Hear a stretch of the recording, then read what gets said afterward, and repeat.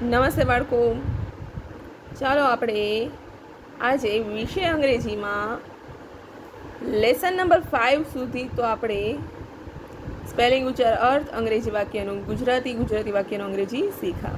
હવે આપણે lesson number 3 સુધી રિવિઝન થઈ ગયું છે. હવે આપણે લેસન નંબર 4 યંગ વન્સનું આપણે રિવિઝન કરીશું. તો ચાલો આપણે સ્પેલિંગ જોઈએ. KITTEN કિટન એટલે કે બિલાડીનું બચ્ચું. KITTEN કિટન એટલે બિલાડીનું બચ્ચું. PUPPY પપ્પી એટલે ગલુડિયું. PUPPY પપ્પી એટલે ગલુડિયું. એના પછી જોઈએ આપણે DUCKLING ડકલિંગ એટલે બતકનું બચ્ચું. DUCKLING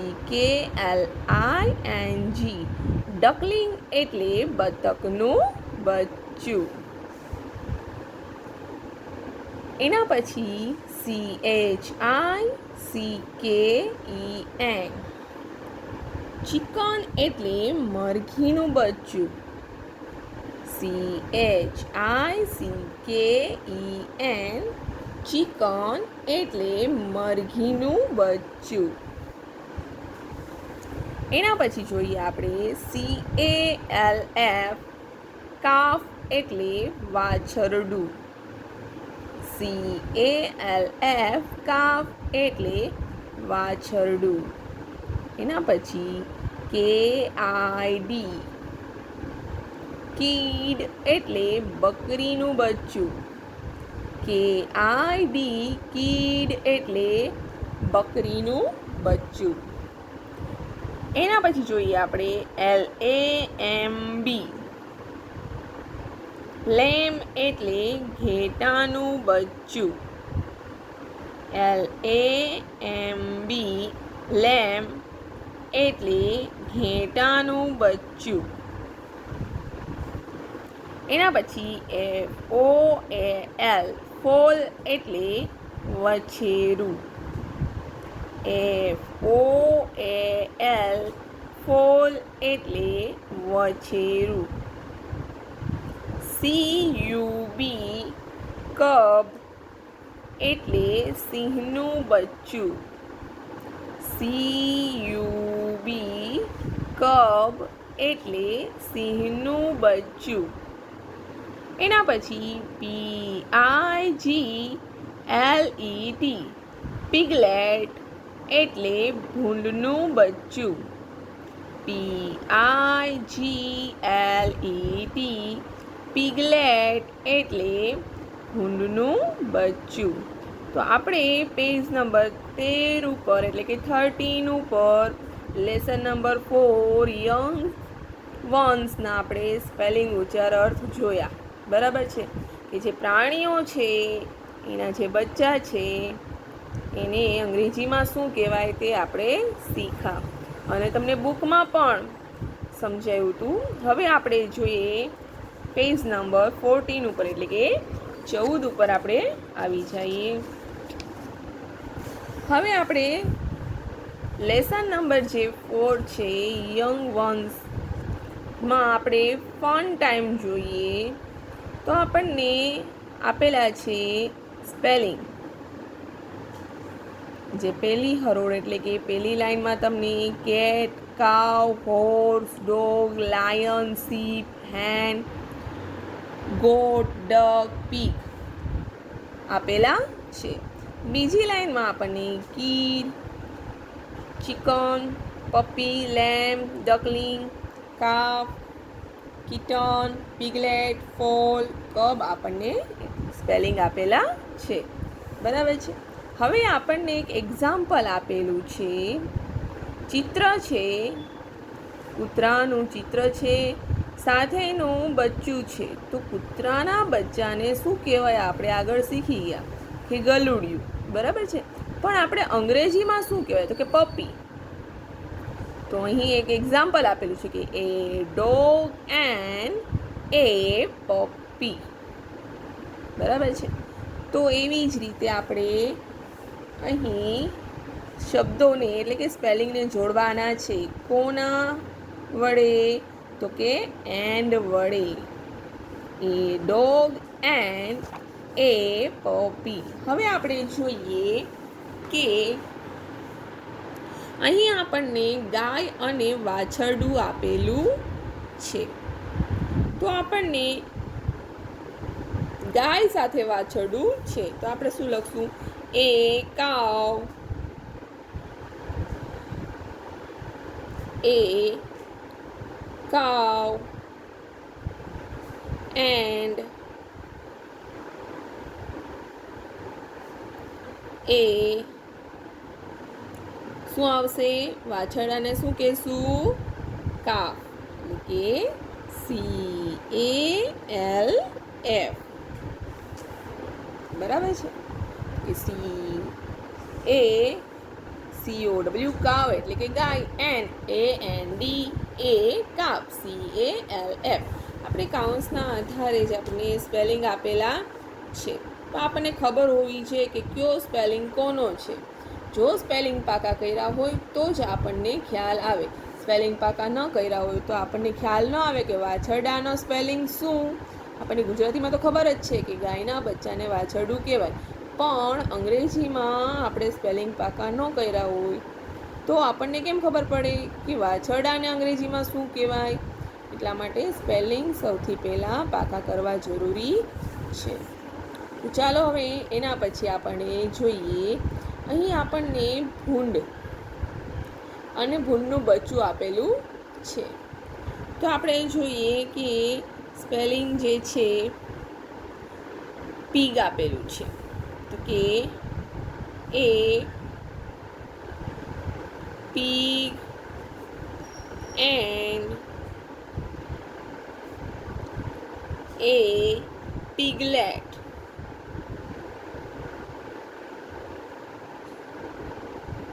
Piglet. બરાબર છે. તો કે એ pig and a piglet. હવે આપણે એના પછી આપેલું છે એક મરઘી આપેલું છે અને મરઘીનું બચ્ચું આપેલું છે. તો મરઘીને શું કહેશું આપણે?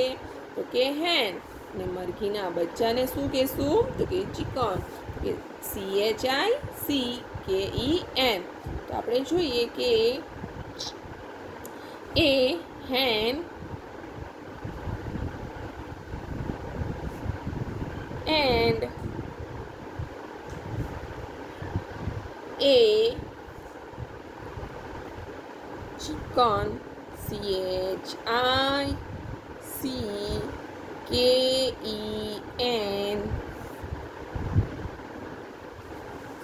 હવે એના પછી આપણે જોઈએ ચિત્ર આપેલું છે, સિંહનું આપેલું છે અને સિંહના બચ્ચાનું આપેલું છે. તો સિંહને શું કહેવાય? તો અહીં આપેલું જ છે કે સિંહને લાયન કહેવાય. અને સિંહના બચ્ચાને શું કહેવાય? તો સિંહના બચ્ચાને શું કહેશું આપણે? CUB કબ. કબ એટલે કે સિંહનું બચ્ચું. તો કે એ lion and a cub.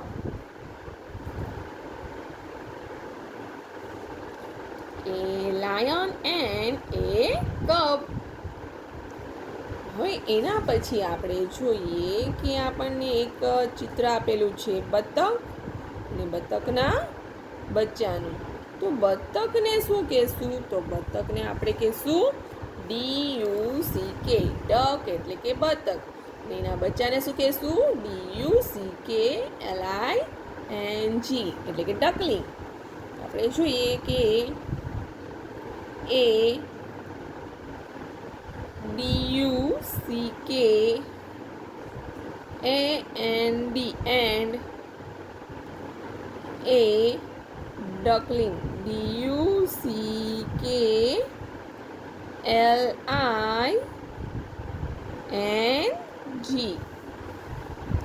એટલે કે a duck and એ ડકલિંગ. બરાબર છે.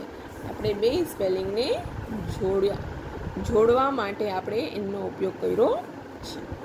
હવે એના પછી આપણને આપેલું છે ચિત્ર ઘોડો અને ઘોડાનું બચ્ચું. તો ઘોડાને શું કહેવાય? આપણે ઉપર જોઈએ કાઉન્સમાં કે ઘોડાને HORSE અને ઘોડાના બચ્ચાને શું કહેશું? તો કે ફોલ, FOAL, ફોલ એટલે કે પછેરું. તો ચાલો આપણે જોઈએ કે a horse, HORSEAND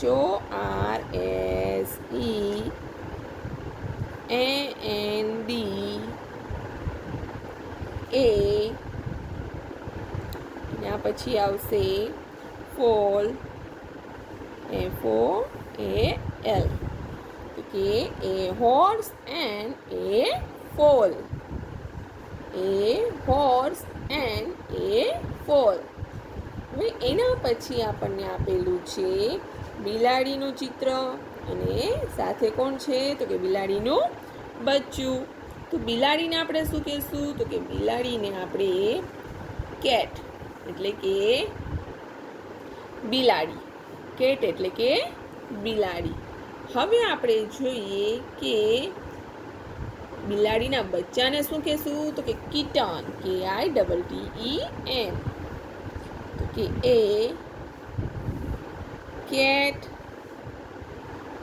and a kitten, KITTEN.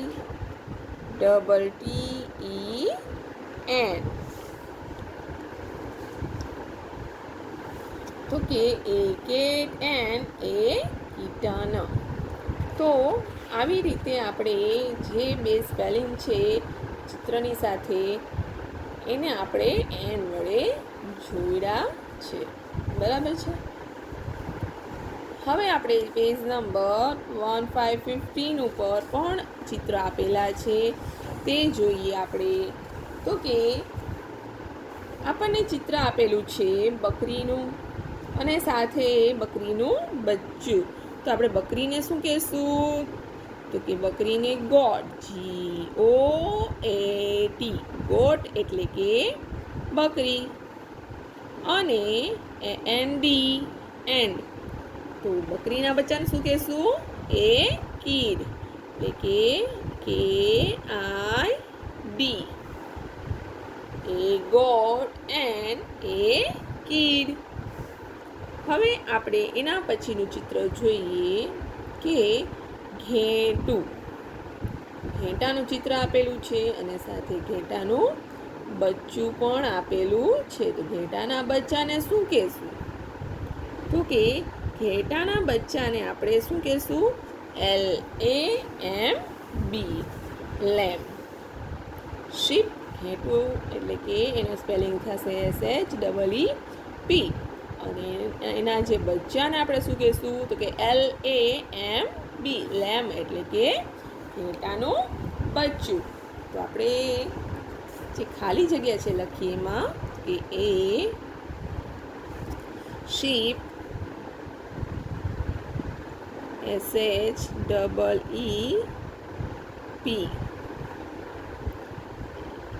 AND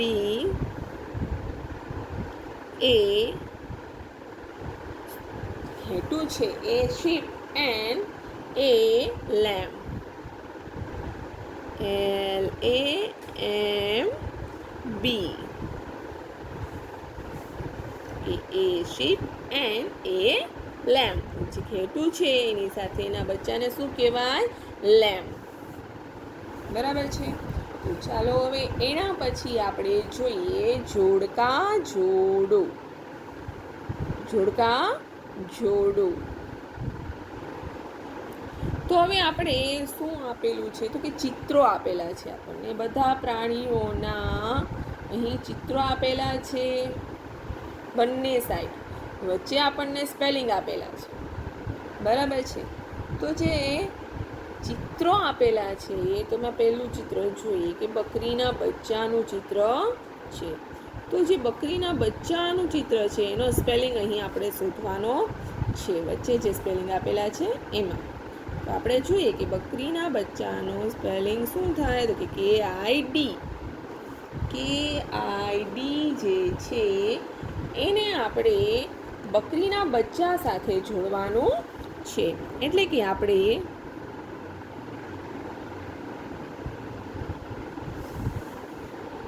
આવી રીતે જોડવાનું છે પેન્સિલથી, બરાબર છે. હવે આપણે જોઈએ કે એના પછી આપણને ઘેટાનું બચ્ચું આપેલું છે. જે ઘેટાનું બચ્ચું છે એને શું કહેવાય, તો કે લેમ્બ. આપણે આગળ શીખી ગયા, બરાબર છે. તો આપણે ઘેટાના બચ્ચા સાથે લેમ્બનો જે સ્પેલિંગ છે એને આપણે જોડશું. હવે એના પછી આપણે શું કરવાનું છે, તો કે એના પછીનું ચિત્ર છે સિંહના બચ્ચાનું. તો સિંહના બચ્ચાને શું કહેવાય, તો કે કબ. CUB, કબ. એટલે કે સિંહનું બચ્ચું. એના પછી આપણને ચિત્ર આપેલું છે ડોગ, એટલે કે કૂતરાના બચ્ચાનું. કૂતરાના બચ્ચાને શું કહેવાય, તો કે પપી. તો પપ્પીનો જે સ્પેલિંગ છે ત્યાં તમારે સ્કેલથી જોડવાનું છે. હવે એના પછી આપણને આપેલું છે મરઘીનું બચ્ચું. જે મરઘીનું બચ્ચું છે એને આપણે જોડશું ચિકન સાથે. એટલે કે CHICKEN. હવે આપણે બીજી સાઈડ જોઈએ. બીજી સાઈડ આપણને ગાયનું બચ્ચું આપેલું છે, એટલે કે વાછરડું. તો વાછરડું જે છે એને અંગ્રેજીમાં શું કહેવાય, તો કે CALF, કાફ. એટલે કે વાછરડું. તો આપણે જે ગાયનું બચ્ચું છે એને આપણે કાફ જે સ્પેલિંગ છે એની સાથે આપણે જોડશું. હવે આપણને ઘોડાનું બચ્ચું આપેલું છે ચિત્રમાં. તો હવે આપણે ઘોડાના બચ્ચાને શું કહેવાય, તો કે ફોલ. FOAL. તો આપણે ફોલ સાથે જોડશું એને.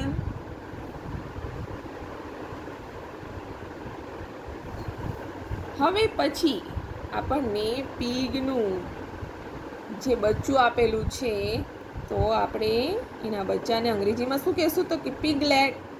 PIGLET.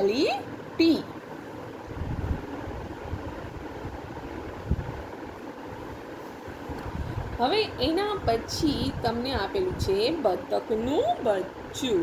તો જે બતકનું બચ્ચું છે તો આપણે એને શું કહેશું, તો કે ડકલિંગ. DUCKLING, ડકલિંગ. બરાબર છે. હવે આપણને એના પછી બિલાડીનું બચ્ચું આપેલું છે. તો બિલાડીના બચ્ચાને શું કહેશું, તો કે કિટન. KITTEN